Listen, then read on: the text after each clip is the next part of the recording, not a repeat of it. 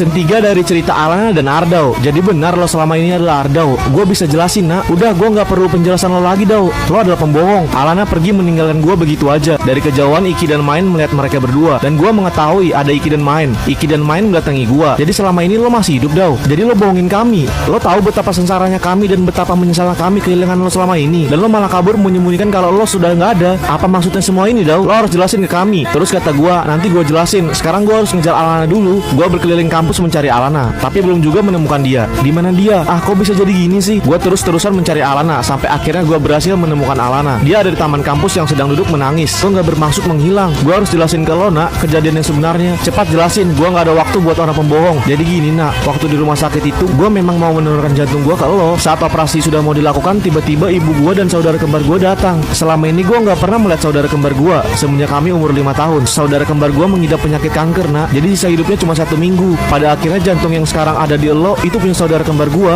Gue diminta ibu gue untuk gak memberitahukannya kepada siapapun, dan gue diminta untuk meneruskan sekolahnya saudara gue yang ada di luar negeri. Itu adalah permintaan terakhir saudara kembar gue. Bukan gue menghilang nak. Saat itu gue sudah memberi surat dan menitipkannya ke Andre. Mungkin Andre nggak memberikan surat itu ke lo nak. Gue juga salah malah menitipkan surat itu ke Andre karena gue nggak ada waktu lagi waktu itu. Karena pesawat gue udah mau terbang. Maafin gue nak. Jadi itu adalah cerita yang sebenarnya, dan gue mau memberitahukan yang sebenarnya. Tapi gue malah berpikir untuk sementara seperti ini dulu, dan pada akhirnya lo malah mengetahuinya sendiri nak. Jadi maafin gue ya nak. Alan cuma diam dan terpaku mendengar penjelasan gue. Kata dia, jadi selama ini yang nyelamatin gue adalah saudara kembar lo. Di mana kuburannya? Kuburannya adalah yang lo datangi waktu itu nak. Sebelumnya gue ada di sana dan tiba-tiba kalian datang. Gue langsung kabur karena refleks. Kata Alana, kenapa lo kabur pada saat itu? Karena waktu itu nggak pas nak. Gue mau memberitahukannya pada saat waktu yang pas dan cuma kita berdua. Terus kata Alana, untuk saat ini gue belum bisa memaafkan lo Dao. Kasih gue waktu untuk memikirkan ini. Alana langsung pergi begitu aja, dan gue hanya bisa terdiam atas perlakuan Alana yang belum bisa memaafkan gue. Gue yang salah karena nggak memberitahukannya sejak awal. Gue langsung mencari dulu bocil Iki dan Mahen karena gue udah kangen banget sama mereka. Gue mencari mereka dan langsung memeluknya, tapi pelukan gue malah ditepis oleh mereka. Jelaskan dulu gimana lo masih bisa hidup. Jadi gue jelaskanlah semuanya dari awal sampai akhir. Begitu ceritanya. Jadi kalian mau kan maafin gue? Terus kata Iki dan Mahen, oke, karena lo masih hidup kami mau memaafkan lo. Dan mereka langsung memeluk gue dan berkata, wah gila, gue nggak nyangka kalau lo masih hidup Dao. Terus kata Iki, bentar. Jadi waktu gue ke rumah lo